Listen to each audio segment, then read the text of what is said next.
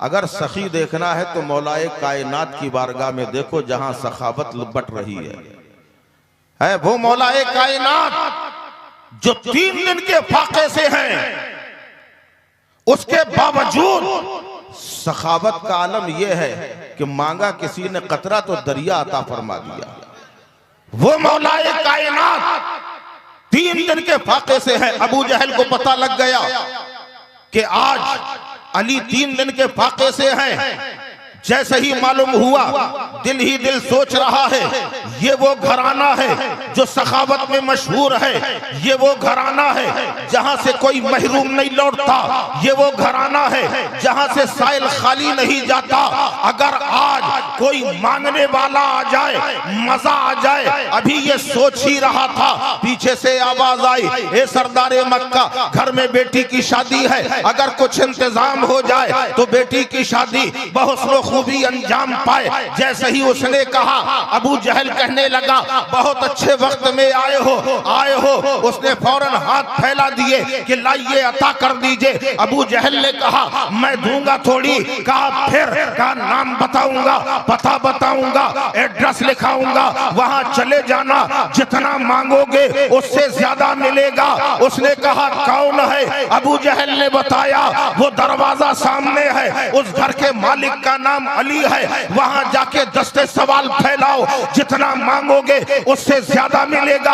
अबू जहल ने मजाक उड़ाने की गरज से अली के पास भेजा था कि जिस अली के पास 3 दिन से खाने को नहीं है, फाका मस्ती में मुब्तला है, वो अली साइल को क्या अता करेंगे ये सोच के भेजा। जाने वाला जा रहा है, इधर अबू जहल ने बुलाना शुरू किया। अबू जहल ने बुलाया, उतबा तुम भी आओ, शैबा तुम भी आओ, अबू लहब तुम भी आओ। अपने जैसे काफिरों को इकट्ठा कर लिया कि जब अली के दरवाजे से साइल वापस आएगा हमें मजाक उड़ाने का मौका मिलेगा। ये ख्याल करके सबको इकट्ठा किया।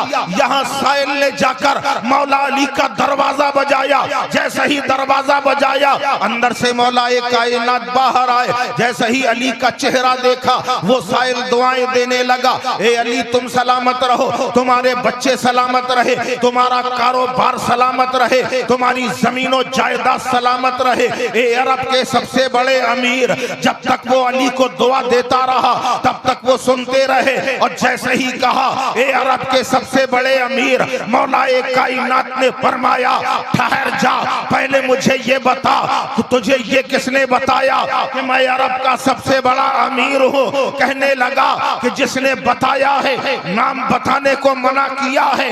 मौलाए कायनात फरमाते हैं, सुन, जब तक नहीं बताएगा उसका नाम तब तक नहीं बनेगा तेरा काम। अब उसने दाएं देखा, बाएं देखा, आगे देखा, पीछे देखा, सोचा अबू जहल देख थोड़ी रहा है, उसने बता दिया। अबू जहल ने भेजा है। आप फरमाते हैं, अगर उस दुश्मन इस्लाम ने भेजा है, हर इस्लाम के दुश्मन हर जमाने में रहे हैं, कोई आज ही नहीं है बल्कि हर जमाने में इस्लाम के दुश्मन रहे हैं। इस्लाम को मिटाने की हमेशा साजिशें होती रही, मगर इस्लाम वो दरख्त है, इसे जितना काटा जाता है उतना फलता जाता है। जब आज तक नहीं मिटा है तो जमाना खिलाफ हो जाए। याद रखो, ये वो इस्लाम है जिसे अल्लाह ने कहा है, इन्ना दीना इंदल्लाहिल इस्लाम, अल्लाह का पसंदीदा मजहब मजहब इस्लाम है। जब तक शान खुदा है, जब तक ज़ाते मुस्तफा है, तब तक न इस्लाम मिटा है न सुबह कयामत तक मिटेगा। इस्लाम जिंदा है, जिंदा।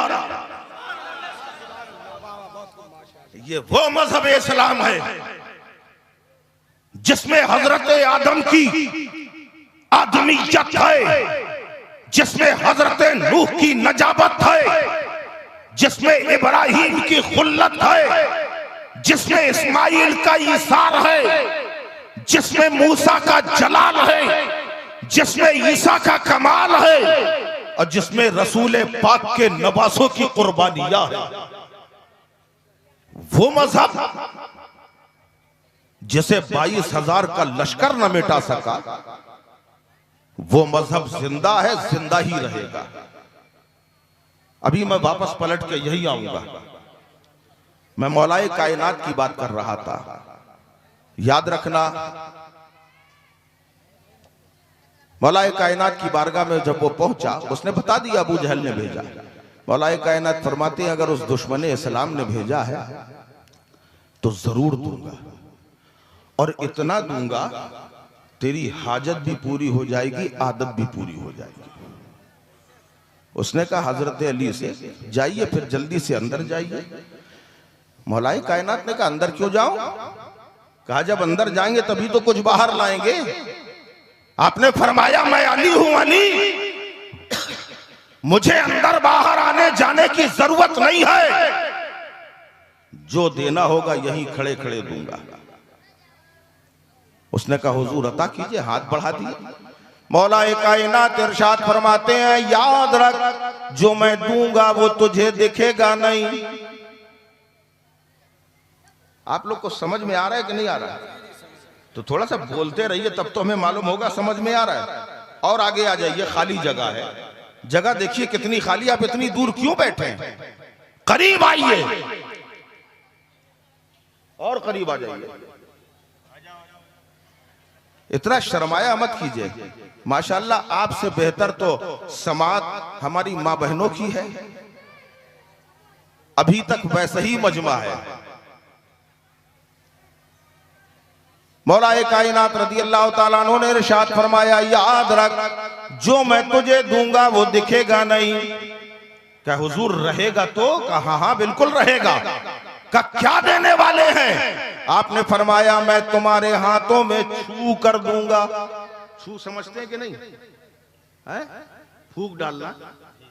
क्या मैं तुम्हारे हाथों में छू कर दूंगा, न तुम देखना न रास्ते में किसी को दिखाना, जिसने तुम्हें मेरे पास भेजा सबसे पहले उसी को दिखाना। उसने कहा ठीक है। मौलाए कायनात ने आंखें बंद करी, कुछ पढ़ा, लब हिल रहे हैं, मौलाए कायनात पढ़ रहे हैं। पढ़ने के बाद आपने उसके हाथों में छू कर दिया, फरमाया मुट्ठी बंद कर ले। उसने मुट्ठी बंद कर ली, फरमाया किसी को दिखाना नहीं। अब उसने हाथों को टटोला कि यार कुछ है तो है नहीं, खाली छुई तो है, खाली छुई तो है। मसल मसल के देखा कुछ है का नहीं है, चल दिया। अकीदा था कि दिया है तो कुछ होगा, तो चल दिया, आगे बढ़ गया। दूर अबू जहल ने दूर से देखा, कहने लगा कुछ मिला? साहिल ने कहा हां मिला। अकीदत की बुनियाद पे कह दिया हां मिला। इतना कहना था कि ऐसा लगा कि कुछ हाथ में आ गया। अब ये सोचने लगा देखा जाए, मगर मौला अली का कौल याद आ गया, खबरदार देखना नहीं, न किसी को दिखाना, सबसे पहले उसी को दिखाना। महसूस होने लगा कि कुछ हाथ में है। पूछा क्या मिला? कहा मुझे भी नहीं मालूम क्या मिला। अब वो भी चक्कर में पड़ गया, न जाने इसको क्या मिल गया है। यही सोचो फिक्र में है कि आखिर क्या मिल गया है। उसने कहा खोल के देखता क्यों नहीं है? कहा देखने की इजाजत नहीं है, रास्ते में किसी को दिखाने की इजाजत नहीं है, तुझे ही सबसे पहले दिखाने की इजाजत है। अब वो इंतजार कर रहा है, ये साइल जब पहुंचता है लोगों की नजरें जमी है। अबू जहल ने कहा मुट्ठी खोल। जैसे ही मुट्ठी को खोला है, एक नायाब मोती जगमगा रहा है। अबू जहल ने हैरानी के आलम में सवाल किया ये बता तुझे कहां से मिला है? कहा अली ने ही दिया है। कहा कहां से लाके दिया है? मैंने अपनी जिंदगी में तमाम खजाने देखे हैं, बड़े बड़े खजाने देखे हैं, मगर ऐसा नायाब गौहर मैंने अपनी जिंदगी में नहीं देखा। ये बता अली ने कहां से लाके दिया है? खेत से लाके दिया, खलियान से लाके दिया, जमीन से लाके दिया, मकान से लाके दिया, या दुकान से लाके दिया? उस साहिल ने कहा सुन, जहां तक मेरे देखने का सवाल है तो ना अली ने जमीन से लाके दिया, ना मकान से लाके दिया, ना खेत से लाके दिया, ना खलियान से लाके दिया, ना दुकान से लाके दिया, बल्कि खुदा की कसम हैदर कर्रार ने ये मोती मुझे अपनी जबान से अता किया। अल्लाहू अकबर। जब मुस्तफ़ा के गुलामों का ये हाल है तो इख्तियारे मुस्तफ़ा का आलम क्या होगा। आज का जलसा मुख्तारे कायनात के नाम से है। मैं अर्ज ये कर रहा था, अल्लाह तबारक व तआला ने इरशाद फरमाया, इन्नद्दीन इंदल्लाहिल इस्लाम, बेशक अल्लाह का पसंदीदा मजहब मजहब इस्लाम है। अब जब अल्लाह का पसंदीदा मजहब है, अगर हमारे पास 10 जमीन है या आपके पास 10 जमीन है, 10 जमीन के आप मालिक है, 10 जमीन के हम मालिक हैं। अब उन 10 जमीन में जो सबसे ज्यादा मुझे पसंद होगी, हम उस जमीन को सबसे ज्यादा सजाएंगे कि नहीं भाई? चूंकि हमें पसंद है, मालिक हम हैं, जमीनें सब हमारी हैं, मगर जो सबसे ज्यादा मुझे पसंद है उस जमीन को सजाएंगे, उसमें मकान अच्छा बनाएंगे, इमारत शानदार होगी, उसकी नींव मजबूत होगी और बनने के बाद उसमें सामान भी अच्छे से अच्छा रखा जाएगा। सोफा बेहतरीन क्वालिटी का होगा, उसमें बेहतरीन क्वालिटी का बेड रखा जाएगा, शानदार फ्रिज होगी, बेहतरीन एसी होगा, हर चीज अच्छी होगी। उसकी वजह यह है कि ये जमीन हमें पसंद है, इसलिए उसे ज्यादा निखारा जाएगा। रब ने फरमाया, इन्नद्दीन इंदल्लाहिल इस्लाम, मेरा पसंदीदा मजहब मजहब इस्लाम है, मजहब इस्लाम है। ये वही मजहब इस्लाम है, कोई नया मजहब नहीं है। हजरत आदम ने इसी मजहब इस्लाम की इशाअत की है, हजरत नूह ने इसी मजहब इस्लाम को सींचा है, हजरत जकरिया ने अपनी कुर्बानी इसी इस्लाम के लिए दी है, हजरत इब्राहिम ने अपना ईसार इसी इस्लाम में पेश किया है, हजरत इस्माइल ने अपनी जान इसी पे कुर्बान करने के लिए रजामंदी का इजहार किया है। यही वो मजहब इस्लाम है जिसमें हजरत मूसा ने अपना जलाल निसार किया है। यही वो मजहब इस्लाम है जिसमें हजरत ईसा के मोजज़ात है, और यही वो मजहब इस्लाम है जिसमें रसूल कायनात का पत्थरों से लहू लहान होना मैदान ताइफ में शामिल है। यही वो मजहब इस्लाम है जिसमें सिद्दीक की सदाकत है। यही वो मजहब इस्लाम है जिसमें फारूक की अदालत है। यही मजहब इस्लाम है जिसमें उस्मान की सखावत है। यही वो मजहब इस्लाम है जिसमें अली की शुजाअत है। यही वो मजहब इस्लाम है इमाम हसन की कनाअत है। यही वो मजहब इस्लाम है जिसमें हुसैन की शहादत है। यही वो मजहब इस्लाम है जिसमें गौसे आजम की गौसियत है। यही मजहब इस्लाम है जिसमें ख्वाजा की ख्वाजगियत है। यही वो मजहब इस्लाम है कि बरेली के मुजद्दिद की मुजद्दिदियत है। यही वो मजहब इस्लाम है जिसे अल्लाह ने ऐसा सजाया है कि जिधर देखो वही चमक नजर आ रही है। कहीं आला हजरत चमक रहे हैं, कहीं मखदूमे की चौछा चमक रहे हैं, कहीं जो है इमाम आजम चमक रहे हैं, कहीं अबू हनीफा चमक रहे हैं, कहीं इमाम मालिक चमक रहे हैं, और कहीं सदाकत की चमक, कहीं अदालत की चमक, कहीं सखावत की चमक। जब इस चमक को देखा तो बेसाख्ता इमाम अहले सुन्नत पुकार उठे कि या रसूल अल्लाह, ये जो चमक तकसीम हो रही है आपके दर से हो रही है। जब सबको आप सदाकत की चमक, अदालत की चमक, सखावत की चमक, शुजाअत की चमक, हर तरह की चमक दे रहे हैं, तो बरेली से अहमद रजा इल्तिजा कर रहा है कि चमक तुझसे पाते हैं सब पाने वाले, मेरा दिल भी चमका दे, चमका दे। ये वो मजहब इस्लाम है जिसमें अल्लाह ने क्या क्या नहीं रखा। अपना प्यारा हबीब दिया तो इसी मजहब में दिया। वो महबूब जो अपनी उम्मत के लिए रातों को रोया, यही वो मजहब इस्लाम है जिस मजहब इस्लाम पर अल्लाह ने कुरान जैसी मुकद्दस दौलत अता फरमाई। आज आप देख रहे हैं ये हाफिज कुरान है, आज इनका मनसब बढ़ गया है, इनकी इज्जत तकरीम में इजाफा हो गया है। अब ये आप जैसे नहीं हैं, इनके असातिज़ा की कुर्बानी और इनकी मेहनत ने इन्हें आज मुमताज कर दिया है। कल तक ये कहीं भी रहते थे, लेकिन अब ये आपके आगे मुसल्ले में होंगे, आप पीछे होंगे। मनसब बढ़ गया है, मकाम बढ़ गया है। इनके वालिदैन कितने खुशनसीब हैं कि जन्नत में जिनके सरों पे ताज रखा जाएगा। हैरानी के आलम में फरिश्ते पूछेंगे, मौला ये कौन है? अल्लाह फरमाएगा, ये वो है जिन्होंने अपनी ममता को कुर्बान करके बच्चों को दरसगाह में भेजकर हाफिज कुरान बनाया था। और एक बात बताएं, ये वो हाफिज कुरान है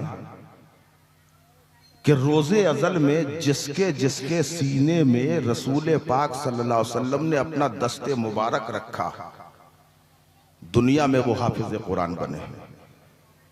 ये मामूली बात है कि अल्लाह के हबीब अलैहिस्सलातु वस्सलाम का दस्ते मुबारक जिसके सीने में आ गया, वो हाफिज कुरान बन गया। कुरान कितने लोग हिफ्ज करते हैं?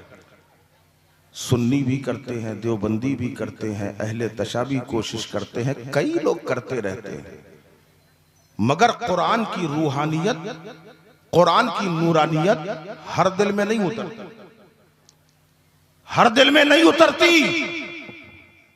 जिसके दिल में मोहब्बते पंजतन पाक होती है, उसी के दिल में कुरान की रूहानियत उतरती। ये बहुत खास बात बता रहे हैं आपको। कुरान की रूहानियत हर हाफिज के अंदर नहीं आती, बल्कि उस हाफिज के दिल में उतरती है जिसके दिल में पंजतन पाक की मोहब्बत हो, आले नबी की मोहब्बत हो। क्योंकि अल्लाह के नबी सल्लल्लाहु अलैहि वसल्लम ने इरशाद फरमाया, मैं तुम्हारे नजदीक दो भारी चीजें छोड़ के जा रहा हूं, एक कुरान और एक अपनी इतरत, एक अपनी आल। दोनों को दोस्त बनाया, दोनों को साथी बनाया। और याद रखो, जब करबलाए मुअल्ला पर कुरान पे हर्फ आया, आईने कुरान को बदलना चाहा, इमाम हुसैन खड़े हो गए, ए कुरान, रसूल ने तुझे मेरा साथी बनाया है, और साथी का तकाजा ये है, दोस्ती का तकाजा ये है कि साथी एक दूसरे का साथ ना छोड़े। अगर आज तुझे मिटाने की साजिश हो रही है तो हुसैन तेरा साथ ना छोड़ेगा, अपना कुनबा कुर्बान कर देगा, मगर तेरे तहफ्फुज़ को सलामत रखेगा। उस वक्त हुसैन खड़े हो गए, और जब करबला के मैदान में इमाम हुसैन के गले में खंजर चल गया, हाथ अलग है, पैर अलग है, जिस्म के टुकड़े बिखर गए, जमाना चिल्लाया, हुसैन मर गए, हुसैन मर गए। कुरान ने कहा, ऐ हुसैन, जब मुझ पर बात आई तब तुमने अपनी जान कुर्बान की है, तो अब ये दोस्त कुरान तुझे मरने नहीं देगा, कयामत तक यही ऐलान करता रहेगा कि वला तक़ूलू लिमन युक़्तलू फी सबीलिल्लाहि अमवात बल अहयाउन वलाकिन ला तशऊरून। मैं तुम्हारी जिंदगी का ऐलान करता रहूंगा कि हुसैन जिंदा। नबी ने साथी बनाया। जब आदमी कुरान पढ़ता है ना, तो पहले कुरान हलक तक आता है, यहां तक आता है, एकदम सीधे सीने के अंदर नहीं आ जाता। कुरान हलक तक आता है, अंदर झांक के देखता है कि दिल में मोहब्बत आले रसूल है कि नहीं। अगर मोहब्बत आले रसूल है तो अंदर उतर जाता है, रूहानियत आ जाती है। और अहले बैत की मोहब्बत नहीं है तो कुरान तो याद हो जाएगा, मगर कुरान की रूहानियत नहीं मिलेगी। ये वो हाफिज कुरान है, जब आपका बच्चा घर में होता है, रात को सो रहा होता है, तो सोते सोते उसके लबों पे आवाज आती है, नींद में बड़बड़ाते हैं लोग, कोई गाली देता है, कोई माँ को याद करता है, कोई बाप को पुकारता है, कोई दोस्तों को आवाज लगाता है, मगर ये हाफिज कुरान जब रात में सोते हैं और उसके बाद अगर इनकी नींद न भी खुले तो नींद में भी कभी आवाज आती है, तो यासीन वल कुरानिल हकीम की आवाज आती है, अल्हम्दुलिल्लाह रब्बिल आलमीन की आवाज आती है। अल्लाह अल्लाह कुरान की आयतें, सोने में भी कुरान की आयतें इनकी जबान में हुआ करती हैं। अल्लाह अकबर। इससे अंदाजा होता है कि ये कुरान अगर दिल में उतर जाता है तो जबान से भी जारी हो जाता है, और जब जबान से जारी हो जाता है तो इस्लाह का पैगाम बन जाता है। आज का ये जलसा मुख्तारे कायनात मुख्तारे दो आलम कॉन्फ्रेंस से है और जलसा दस्तार बंदी। आपने देखा अभी एक रूह परवर मंजर, इनके सरों पे दस्तार बांधी गई। दस्तार देखी ना, ये जो साफा बंधा है इसी को दस्तार कहा जाता है। आपको मालूम है इसका कोई सबूत है आपके पास? इतने बड़े बड़े उलमा बैठे हैं, इन्होंने दस्तार तो करा दी, ये दस्तार बंदी का कोई सबूत? जहां तक मेरी नजर का सवाल है, एक रिसाला निकला करता था जिसका नाम है कारी। उससे पहले ये दस्तार का सिलसिला नहीं है। सिलसिला चिश्तिया में हुजूर महबूब इलाही रहमतुल्लाह ताला अलैह ने जब कदूरी मुकम्मल की, उनके उस्ताद हजरत अलाउद्दीन उसूली रहमतुल्लाह अलैह जिन्होंने कदूरी मुकम्मल कराई थी, उन्होंने फरमाया कि बेटा निजामुद्दीन, आज तुमने ये किताब मुकम्मल कर ली है, मैं चाहता हूं एक कपड़ा ले आओ तो तुम्हारे सर पे बांध दिया जाए। इससे पहले ये कोई मिसाल नहीं। हाँ, खिरक़े खिलाफत और दस्तार वो अलग चीज है, मगर मदारिस के अंदर यही पहली बात है जो मेरी नजर से गुजरी। हजरत अलाउद्दीन उसूली रहमतुल्लाह अलैह ने इरशाद फरमाया, ऐ निजामुद्दीन, आज तुमने कदूरी मुकम्मल की है तो मैं ये चाहता हूं थोड़ा तबर्रुक का एहतमाम हो जाए। उन्होंने कहा ठीक है हजरत। घर पहुंचे, अपनी माँ से कहा, अम्मा हमारे उस्ताद ने कहा कुछ शीरीनी वगैरह हो तो उसमें फातिहा हो जाए। तो माँ ने कहा बेटा शीरीनी तो ले जाओ लेकिन एक कपड़ा भी ले जाओ, और वो कपड़ा ऐसा है, मेरे दिल में तमन्ना थी कि जब मेरा बेटा कोई किताब मुकम्मल करेगा तो मैं वो कपड़ा उसके सर पे बंधवाऊंगी। अब वो कपड़ा कोई ऐसा वैसा नहीं, बाजार से खरीदा नहीं, बल्कि मैंने अपने हाथों से तैयार किया, बावजू तैयार किया। जब मैं वजू से होती थी कुरान पढ़ती जाती थी और उस कपड़े को तैयार करती थी। मेरी ख्वाहिश है वो कपड़ा तुम्हारे सर पे बंधे। सोचो जरा वो माए कैसी हुआ करती थी। वही दिल्ली की सरजमीन है, एक बच्चा पैदा हुआ, उस बच्चे की टाइमिंग है कि जोहर से लेके असर तक रोता है। चाहे जितनी दवा करो, चाहे जितना इलाज करो, मगर उसका रोना बंद नहीं होता। जब ये सिलसिला होता रहा, डॉक्टर इलाज करके थक गए, हकीमों ने इलाज किया, थक गए, माँ बाप परेशान हो गए, लोरियां देते रहे, मगर बच्चा जोहर और असर के दरमियान बराबर रोता रहा। आखिर एक मजदूब कामिल का गुजर वहां से हुआ, एक फकीर दरवाजे से निकला, बच्चा रो रहा है। बच्चे को रोता देखकर पूछा, ये बच्चे को रुला क्यों रहे हो? कहा हम रुला नहीं रहे, हम तो हर तरह का आराम दे रहे हैं।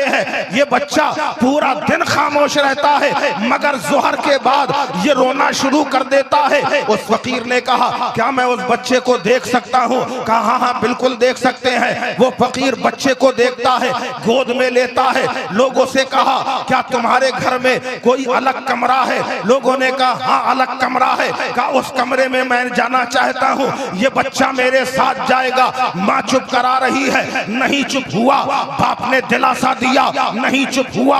भाई बहन पुकार रहे हैं, बच्चा चुप नहीं हुआ। अब फकीर ने गोद में लिया, कमरे के अंदर गया, दरवाजा बंद कर लिया। थोड़ी देर हुई थी, अचानक रोने की आवाज बंद हो गई।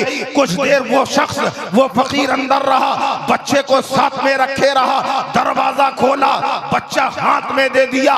कहा बात क्या है, ये रोता क्यों है? कहा तुमने समझा नहीं, जब ये बच्चा अपने माँ के पेट में था तो माँ जोहर के बाद कुरान की तिलावत करती थी, तो बच्चे के लिए कुरान की तिलावत लोरी बन गई थी। और जब आज जोहर के वक्त लोरी नहीं मिल रही है, कुरान नहीं पढ़ा जा रहा है, इसलिए बच्चा रो रहा है। अरे ये कोई और बच्चा नहीं है, बल्कि यही बच्चा आगे जाके बू अली शाह कलंदर के नाम से जगमगा रहा है, जो हाफिज कुरान भी है। जब माएँ अपने बच्चों को कुरान की तिलावत करती हैं, गोद में हो या पेट में हो, तो बच्चों पे उसके असरात जरूर आया करते हैं। सरकार गौसे आजम रदी अल्लाह ताला अन्हु के बारे में सुना है, 17 पारों के हाफिज कुरान पैदा हुए, क्योंकि माँ ने 17 पारे जिस वक्त पढ़े हैं वो गौसे पाक को याद हो गए हैं। तो ये कुरान आसान नहीं है, मगर जब रब का करम हो जाए और रब के प्यारों की अता हो जाए तो यही वो कुरान है कि चंद लम्हों के अंदर भी सीने में आ जाया करता है।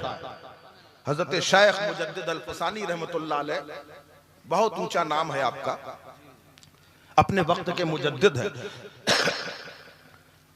हजरत मुजद्दिद अल-फसानी रहमतुल्लाह अलैह का एक मुरीद था, बड़ा चहीता था।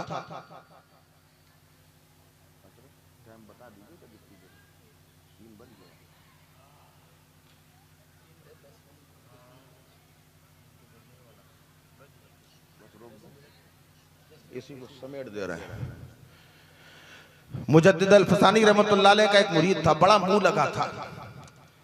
हालांकि पीर के सामने इतने मुअद्दब अंदाज में रहना चाहिए कि तमाम मुर्शिदों के मुर्शिद, पीरों के पीर रसूल पाक सल्लल्लाहु अलैहि वसल्लम के सामने जैसे फारूक आजम रहे।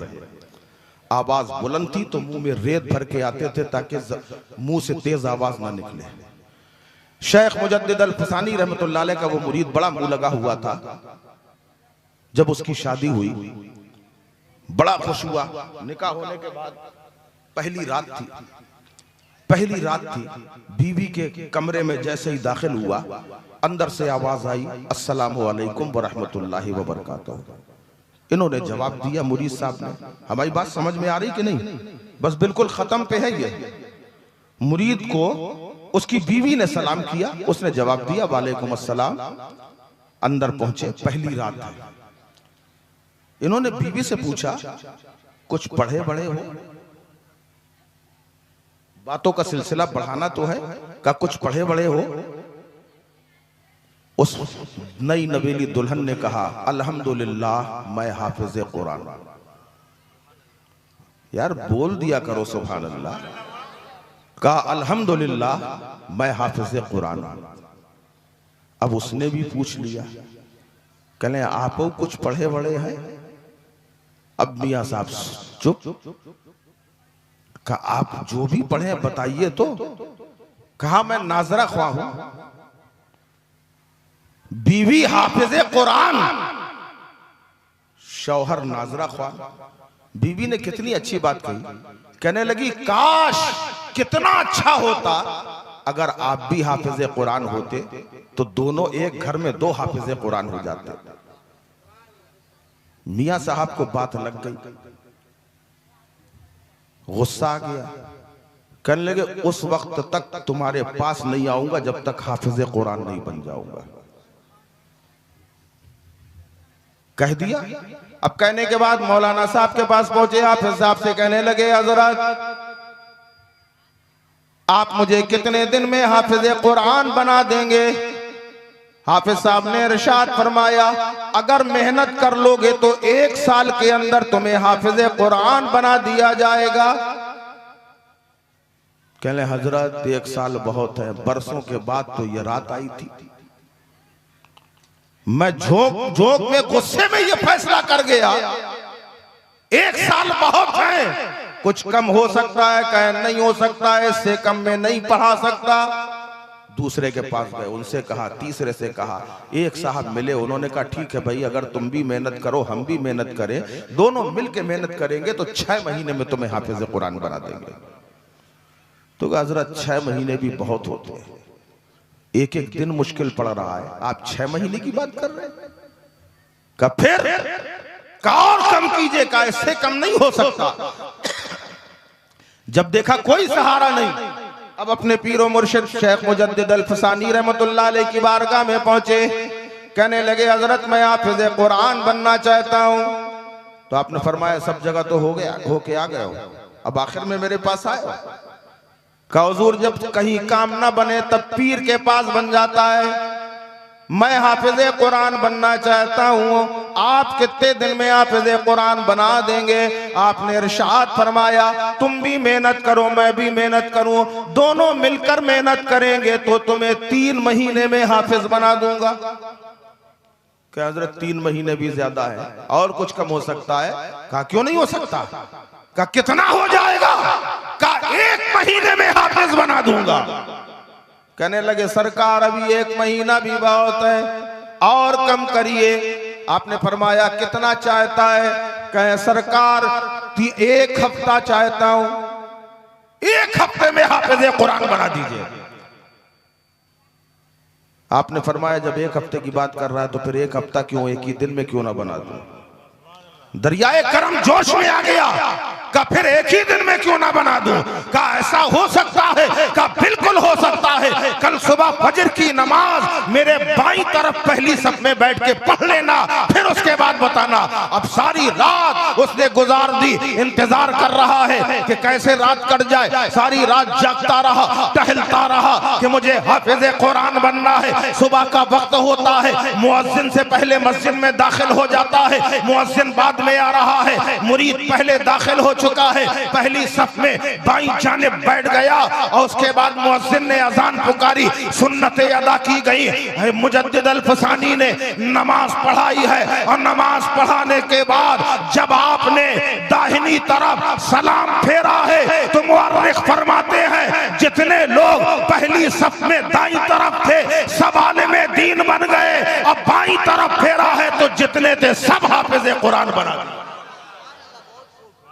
अल्लाह के वलियों की शान बहुत आला है। अल्लाह का करम हो जाए, ये दौलत हर किसी को नहीं मिलती। जिसका इंतखाब अल्लाह कर दे ये बड़े नसीब वाले हैं। अल्लाह तबारक व तआला से दुआ है कि परवरदिगारे आलम इनको दीन का बेहतर सिपाही बनाए और इनसे दीन की खिदमत ज्यादा से ज्यादा ले और इनके जरिए से इनके वालिदैन और इनके असातिज़ा कराम के मरातिब भी परवरदिगारे आलम बुलंद फरमाए। यही वो दीन है कि जिसकी अजमतों को ज़माना सलाम करता है, मलाइक सलाम करते हैं, हूरे सलामी पेश करती हैं। और क्यों ना हो, क्योंकि इस दीन में ऐसे ऐसे अल्लाह के नबी मौजूद हैं और बिलखुसूस महबूब खुदा सल्लल्लाहु अलैहि वसल्लम तशरीफ लाए जिसमें उनकी कुर्बानियां शामिल हैं। ये वो दीन है कि जो ना कल मिटा था, ना आज मिटा है, न सुबह क़यामत तक मिटेगा, क्योंकि इस दीन को अल्लाह ने पसंद किया है। इन्नद्दीन इंदल्लाहिल इस्लाम, बेशक अल्लाह का पसंदीदा मजहब यही मजहब इस्लाम है। अल्लाह ताला हमें मजबूती से इस पे कायम और दायम फरमाए और इस्लाम मजहब इस्लाम के उसूलों पे अमल करने की तौफीक अता फरमाए। वमा अलैना इल्लल बलागुल मुबीन। अस्सलामु अलैकुम।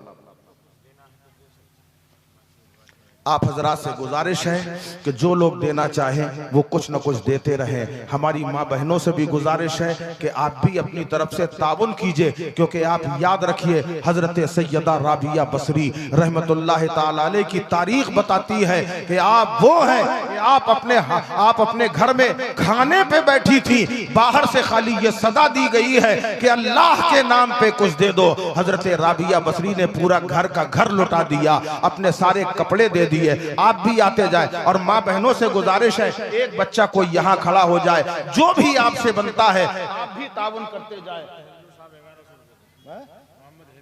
मोहम्मद हैदुलू साहब जिन्होंने 1100 रुपए पेश किए, अल्लाह ताला इनको 11वीं वाले सरकार गौसे आजम का खास फैजान अता फरमाए, इनके उम्र में बरकतें अता फरमाए। आप ये न सोचिए कि जिसने 1100 दिए हैं खाली हम उसी के लिए दुआ कर रहे हैं। अगर आपने 10 रुपए भी दिए हैं तब भी हम दुआ करते हैं कि अल्लाह ताला आपको दोनों जहान में कामयाबी कामरानी अता फरमाए। मैं अर्ज ये कर रहा था, हजरत राबिया बसरी रहमतुल्लाह ताला अलैह आपने पूरा घर का सामान दे दिया, उसके बाद भी यही कहा। मोहम्मद सलीम साहब 50 रुपए पेश कर रहे हैं। आप लोग बढ़ते आइए, मैं थोड़ा थोड़ा तकरीर भी करता रहूंगा, आप आते जाइए ताकि दोनों फायदे हो, आपका आना भी कामयाब, हमारा बयान करना भी कामयाब। हजरत राबिया बसरी रहमतुल्लाह अलैह ने पूरा घर दे दिया, आखिर में अपने जज़ाकल्लाह आखिर में अपने आप को भी फरोख्त कर दिया, अपने मरहूमीन के नाम भी दीजिए, क्योंकि ये जो मदरसा है आप याद रखिए मस्जिद अल्लाह का घर है और मदरसा रसूल अल्लाह का घर है। इसलिए रसूल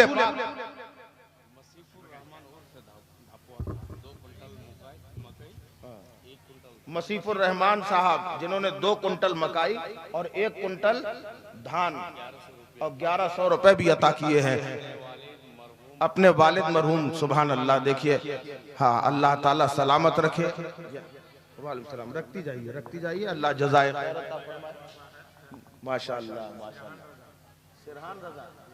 देखिए, देखा सिद्दीक़ अकबर अल्लाह के नबी सल्लल्लाहु अलैहि वसल्लम ने जिब्रील अमी अलैहिस्सलाम तशरीफ लाए हैं, वो भी बोरे का लिबास पहने हैं, बबूल के कांटे लगे हैं। अल्लाह के हबीब अलैहिस्सलाम ने पूछा, ऐ जिब्रील, ये कैसा लिबास है? तो अल्लाह अकबर, जिब्रील अमी अलैहिस्सलाम अर्ज कर रहे हैं, या रसूल अल्लाह, आज आपके यारे गार सिद्दीक़ अकबर की ये अदा और ये लिबास अल्लाह को इतना पसंद आ गया है कि मलाउल आला में सारे फरिश्तों को अल्लाह ने यही लिबास पहना दिया है। वो ईसार सिद्दीक़ अकबर का है। अगर आप इसमें जो है ताबुन कर रहे हैं तो ईसारे सिद्दीक़ अकबर का सदका आपको मिलेगा, फारूक आजम की अदालत का सदका मिलेगा। अल्लाह खुश रखे। देखिए, 10 रुपए ही सही, कतरा कतरा बहम दरिया शवद। हजरत यूसुफ अलैहिस्सलाम को जब मिस्र के बाजार में फरोख्त किया जा रहा, अनाबुल हक साहब जिन्होंने 2 कुंटल मकई अता किया है, अल्लाह ताला मदरसे के सेक्रेटरी हैं। चलिए, अल्लाह ताला इनके उम्र में बरकतें अता फरमाए। मोहम्मद रफीक आलम साहब पोखरिया 50 किलो मकाई इनकी तरफ से है। मोहम्मद हनीफ साहब पोखरिया, इनकी तरफ से भी 50 किलो मकाई है। फातिमा खातून पोखरिया 25 किलो मकाई इनकी जानिब से है। जिसे जो भी देना है यहाँ आके लिखवा भी सकते हैं आप, अगर जरूरी नहीं है कि आपके पास मौके पे मौजूद है। अपने वालिदैन के नाम से, अच्छा, 100 रुपए भी उन्होंने दिए, माशाअल्लाह, जज़ाकल्लाह। अपने मरहूमीन के नाम से आप याद रखिए, यहाँ जो हम खर्च करते हैं वो तो सब मिट ही जाना है, वो सब मिट जाना है, मगर ये पैसा जो आप इदारे में खर्च कर रहे हैं, जब तक ये दीनी इदारा कायम रहेगा, आप रहें ना रहें, इसका सवाब आपको मिलता रहेगा। जज़ाकल्लाह। बस आखिरी बात मैं बता दूं, अब ये आपने दे दिया, अब जिसके पास 10 रुपए 20 रुपए है वो भी आ जाए, 10-10 रुपए भी लेके आ जाइए। क्योंकि हजरत यूसुफ अलैहिस्सलाम का जब मिस्र में सौदा हो रहा था तो एक ज़ईफा सूत का गोला लेके जा रही थी। लोगों ने पूछा, बुढ़ी अम्मा तुम कहाँ जा रही हो? कहा, तुम्हें मालूम नहीं कि यूसुफ मिस्र के बाजार में यूसुफ का सौदा हो रहा है? तो कहा, तुम काहे को जा रही हो? तुम्हारे पास कुछ है भी? कहा, ये सूत का गोला है। सूत का गोला समझते हैं आप लोग? सूत का गोला समझते हैं ना? कहा, ये सूत का गोला है। कहा, इसमें खरीदोगी? कहा, तो कहा, यूसुफ के लिए बड़े बड़े खजाने खोल दिए गए हैं और तुम ये सूत का गोला लेके जा रही हो, तुम क्या खरीद पाओगी? उस ज़ईफा का जवाब, उस पे कुर्बान जाओ। कहने लगे, ये तो मुझे भी मालूम है कि मैं खरीद नहीं पाऊंगी। माशाअल्लाह, मोहम्मद कैसर साहब ने अपने वालिद मुंशी हिफाजुद्दीन साहब की जानिब से, ये साबिक सेक्रेटरी भी थे, 500 रुपए उनकी जानिब से आया है। अल्लाह ताला उनकी कुर्बानी को कबूल फरमाए और जो भी नजर है इसे कबूल फरमा लीजिए। आप देखो, दुनिया भर में पैसा खर्च करते हैं, मगर इधर पे जो करेंगे उसका जो फायदा मिलेगा, आपको मालूम है, जब इनके सरों पे ताज रखा जाएगा तो यही तलबा कहेंगे, परवरदिगार, इसमें ऐसे ऐसे मुआविन हैं कि परदेश में हम थे, इन्होंने हमारे लिए खाने का इंतजाम किया था, हमारे लिए पीने के इंतजाम किया, हमें कपड़े पहनाए थे, तो अल्लाह ताला इसके सदक़े में बख्शिश देगा। जज़ाकल्लाह। ये किसकी तरफ से? रायसन खातून की तरफ से, उनके सास ससुर के नाम से ये पहला 100 रुपए आया, जो सास ससुर के नाम से, वरना औरतें सास ससुर के नाम से कभी नहीं देती। माँ बाप के नाम से तो दे देती है, मगर सास ससुर, अल्लाह ऐसे ही सास ससुर सबको अता फरमाए। यकीनन वो बहुत अच्छे थे, तब तो बहू ये पेश कर रही है, अल्लाह ताला कबूल फरमाए। हाँ, तो मैं अर्ज ये कर रहा था, सूत का गोला लेके जा रही, कहा जा रही हूँ? का यूसुफ को खरीदने। खरीद लोगी इतने में? का ये तो मुझे भी मालूम, नहीं खरीद पाऊंगी। का फिर? का कल कयामत के मैदान में जब अल्लाह ताला यूसुफ के खरीदारों की फेहरिस्त सुनाएगा, उसमें मेरा भी नाम आ जाएगा, बस यही मेरे लिए काफी है। इसलिए मैं आपसे कहता हूं आप बड़ी बड़ी रकमों पे न जाइए। अगर बड़ी रकम है वो पेश कर दीजिए, कुछ नहीं है 10 रुपए 5 रुपए जो है वो ला के रख दीजिए, इंशाअल्लाह वो भी मग़फ़िरत का जरिया बन सकता है। बस ये आखिरी बात है आपसे। नसीम गुरवा 500 रुपए, माशाअल्लाह, जज़ाकल्लाह। आप लोग सोच सोच के आ रहे हैं, एकदम आ जाइए। हाँ बेटा,